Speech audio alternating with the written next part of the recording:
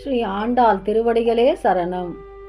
அன்றிவ்வுலகம் அளந்தாய் அடி போற்றி, சென்றங்கு தென்னிலங்கை செற்றாய் திரள் போற்றி, பொன்ற சகடம் உதைத்தாய் புகழ் போற்றி, கன்று குணிலாய் எறிந்தாய் கழல் போற்றி, குன்று கொடையாய் எடுத்தாய் குணம் போற்றி, வென்று பகை கெடுக்கும் நின் கையில் வேல் போற்றி, என்றென்றுன் சேவகமே ஏத்தி பறைகொள்வான், இன்று யாம் வந்தோம் இறங்கேலோர் எம்பாவாய்.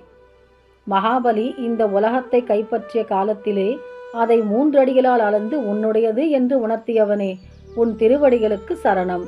ராமாவதாரம் எடுத்த போது சீதையை மீட்க தெற்கில் உள்ள இலங்கைக்கு சென்று ராவணனை வெற்றி கொண்டவனே, உன் வீரத்துக்கு வணக்கம்.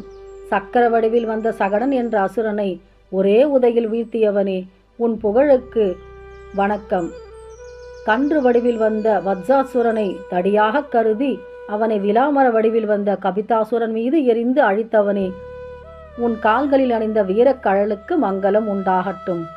கோவர்த்தனகிரியை குடையாக்கி ஆயர் குலத்தவரை இந்திரன் அனுப்பிய மழையிலிருந்து காத்தவனே, உன் இரக்க குணத்துக்கு தலை வணங்குகின்றோம் கிருஷ்ண பரமாத்மாவே. பகைவர்கள் எவ்வளவு பலவான்களாயினும் அவர்களை உன் கையில் உள்ள வேலால் அழித்தவனே, அந்த வேலாயுதத்துக்கு நமஸ்காரம். உன் வீரச் செயல்களை பாடி உன் அருளை பெறுவதற்கு இப்போது நாங்கள் வந்துள்ளோம். எங்கள் மீது இரக்கம் காட்ட வேண்டுகின்றோம்.